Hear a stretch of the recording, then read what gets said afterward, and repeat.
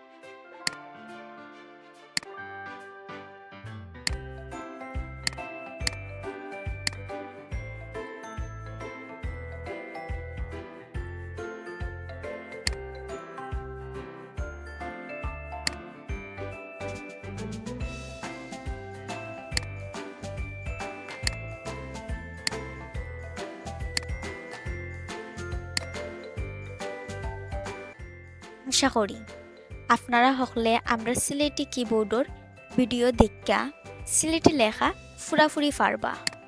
আপনারা কোনো মতামত যদি থাকে আমরারে কমেন্টও জানাইবা। আশা করি আপনারা সকলে সিলেটি ভাষায় মাতবা, সিলেটি হরফ দিয়া লেখবা।